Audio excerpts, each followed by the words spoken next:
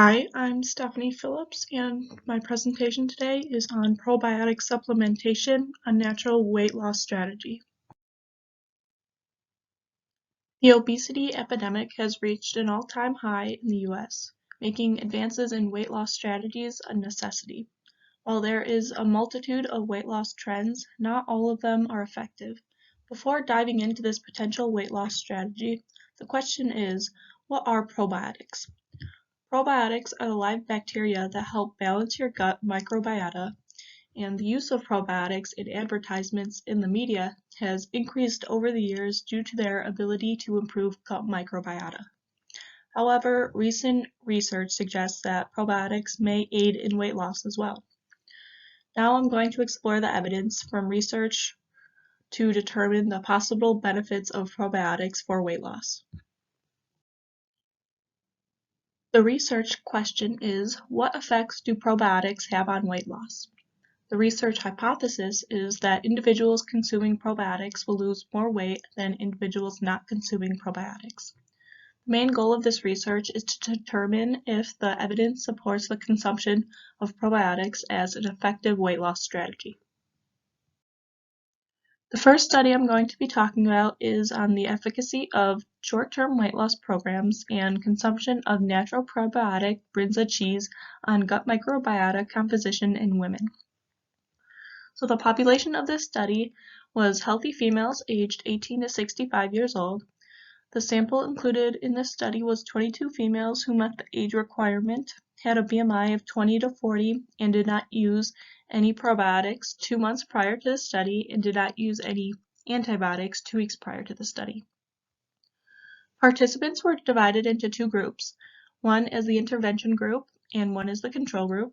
The intervention group followed a 30-day weight loss program while regularly consuming Brinza cheese as a natural probiotic, while the control group followed the same 30-day weight loss program without regularly consuming the natural probiotic.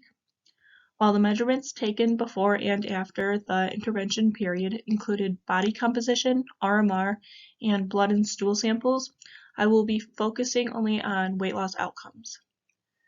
The results showed an average weight loss of both groups was 30.7 kilograms, while BMI, body fat, muscle, and waist measurements also showed similar changes between the groups. While these results prove the efficacy of the weight loss program and increase in gut microbiotic diversity, they do not support the use of probiotics for weight loss. However, the short length of the study's source of probiotics and dose of probiotics may have limited the beneficial effects of probiotics. The next study I'm going to be talking about questions, does probiotic supplementation aid in weight loss? This is a randomized, single-blind, placebo-controlled study. The population of the study was females aged 19 to 33 years old. The sample included in this study started with 53 females who met the age requirement, did not use any antibiotics 3 months prior to the study, and did not have any psychiatric, endocrine, gastroenteric, or neurological disorders.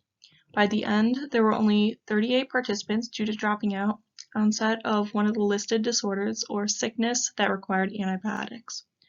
Before the intervention period, participants were divided into two groups, one that received a probiotic supplement and one that received a placebo supplement. The probiotic supplement given to the treatment group included Bifidobacterium lactis and Lactobacillus acidophilus. Anthropometric measurements, including weight, BMI, body fat percentage, and waist-to-hip ratio were taken before and after the intervention period. While the results showed a greater decrease in body weight and BMI in the supplement group compared to the placebo group, the differences were insignificant and do not support the research hypothesis. Even though the study was longer than the previous study, the length might still be too short for testing the effects of probiotics on weight loss accurately.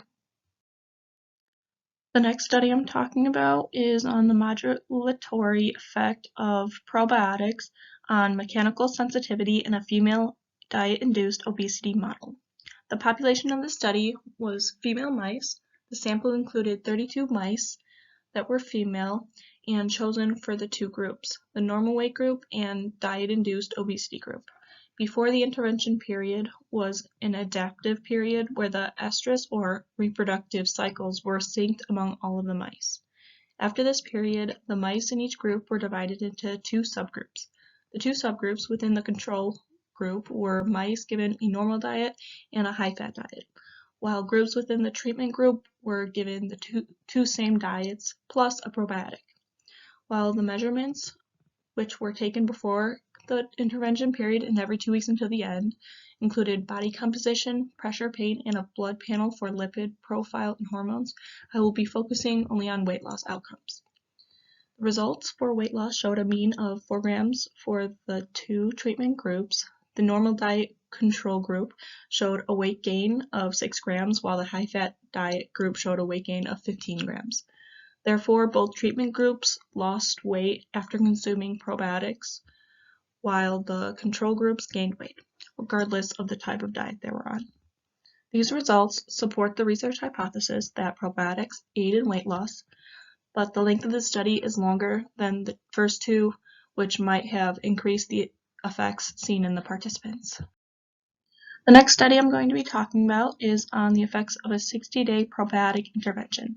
The population of this study were male and females aged 30 to 65 years. The sample included in this study were 17 females and 8 males who were obese with a BMI of 30 to 35. Participants were divided into two groups before the intervention period, including a treatment group that received probiotic supplementation and a placebo group that were given a placebo supplement. Both groups were instructed to moderately restrict their energy intake while taking their assigned daily supplement. During screen visits before and after the intervention period, body composition measurements and blood tests were taken for each participant. However, I will be focusing on weight loss. The results of this study showed a decrease in BMI by 0.97 and a decrease in body weight of 2.73 kilograms. The use of a DEXA scan allowed for accurate measurement of body composition, and therefore this study supports the hypothesis that probiotic consumption aids in weight loss. The next study I'm going to be talking about is on the effects of probiotic supplementation on people with Prader-Willi syndrome. The population of the study were male and females that were diagnosed with Prader-Willi syndrome, aged 6 months to 22 years of age. The sample included in this study was 71 individuals confirmed to have met all of the inclusion criteria. Before the intervention period, each participant was divided into two groups, a treatment group and a placebo control group. The treatment group received a sachet with a probiotic supplement, while the control group received a sachet with a placebo supplement. Measurements included anthropometric stool samples for gut microbiota and questionnaires for social and motor skills. However, I will only be talking about the weight loss outcomes. These measurements were taken before the intervention as a baseline, after 6 weeks, and after the 12-week intervention period. The results showed a decrease in BMI by 3.9 in the treatment group, while there were no significant differences in BMI in the placebo group. The length of the study is longer than previously discussed studies and is successful in providing the beneficial effects of probiotics on weight loss. The next study I'm going to be talking about is on probiotic or symbiotic alters the gut microbiota and metabolism in a randomized control trial of weight loss management in overweight adults. The population of the study was overweight and obese individuals with a BMI of 28 to 34.9. The sample included 134 individuals that met the BMI criteria, did not have any metabolic disorders, or recently consumed supplements or antibiotics. Measurements taken included anthropometrics, fecal samples for gut microbiota diversity, and blood samples for lipid profile and metabolic biomarkers.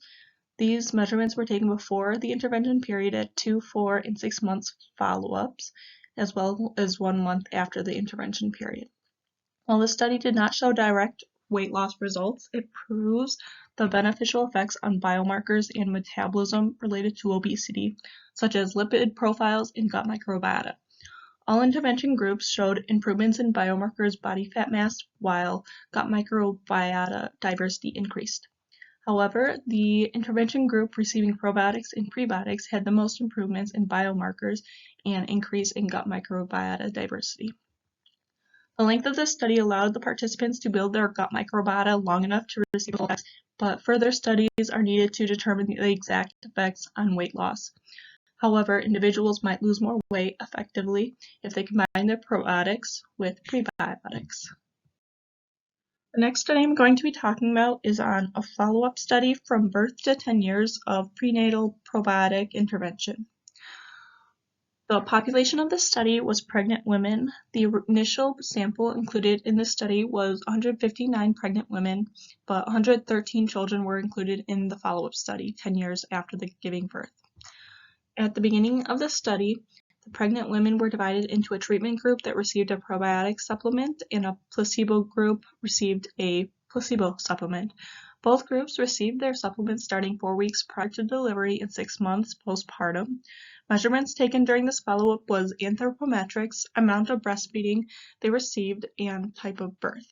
I will be focusing on the weight loss outcomes, and the results showed that the children that received the probiotic supplements had lower BMIs than the children who received the placebo supplements.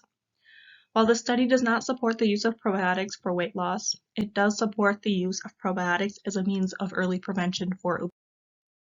The last study I'm going to be talking about is on the regulation of abdominal adiposity by probiotics in adults with obese tendencies in a randomized controlled trial. The population of this study was healthy males and females, 33 to 63 years of age, and a BMI of 24.2 to 30.7. The sample included in this study were 59 men and 28 women who met the age and BMI requirements and did not have any serious disorders. Before the intervention period, they were divided into treatment group that received a probiotic supplement and a placebo group that received a placebo supplement. The study started with a 4-week lead-in period before the 12-week intervention period. The measurements taken during the 4-week lead-in period included anthropometrics and nutrient intake, while anthropometrics, blood and urine samples, and vitals were taken every 4 weeks until the end. The results of this study showed a significant decrease in abdominal fat tissue in the treatment group, while there were no significant differences in the placebo group. For body weight, the treatment group showed a mean weight loss of 1.1 kilograms, while the placebo group actually gained weight with a mean of 0.3 kilograms. The treatment group also showed a decrease in BMI of 0.4, while the placebo group had an increase with a mean of 0.1. Overall, the study supports the efficacy of probiotics on weight loss, and the length of the study allowed enough time for the full effects on the body. While some studies are inconclusive on the efficacy of probiotics on weight loss, various studies were successful in finding evidence to this weight loss strategy. The studies supporting this strategy show how probiotics can aid in weight loss with and without changing your diet and including exercise in your daily routine. However, for the best results, combining probiotics with a healthy diet and regular exercise. Other than weight loss, it is evident that probiotics can improve metabolism, lipid profiles, and gut microbiota, which can reduce the risk of developing metabolic disorders. Overall, more research is needed to conclude the length of time, probiotic strain, and dosage necessary for probiotics to aid in weight loss. The consumption of probiotics through natural sources or supplements are a safe way to improve gut microbiota and potentially lose weight. Safety considerations for people consuming probiotics are making sure natural food sources and supplements are stored at the proper temperatures and recommended amounts or dosages are consumed. However, if anyone is concerned about starting a new probiotic, they can also discuss it with their doctor. Throughout all of these studies, no adverse side effects were seen. While more research is needed to fully understand the effects of probiotics on weight loss, there are some considerations for the public to consider before using this weight loss method. When it comes to dosages, most supplements are packaged and advertised with a certain amount you should consume. However, everyone is different and may require different dosages to receive the full effects. While there are a multitude of probiotic bacteria strains, some are more effective than others and may work well in combination with others. Symbiotics, which are probiotics combined with prebiotics, is also an option to have the most success with probiotics. When it comes to the amount of time it takes for a supplement to be effective, everyone is different and should allow time before they're ready to adjust to changes. Overall, when starting a new supplement, you should consult your doctor on what the best type of supplement will work best for you. It's also an option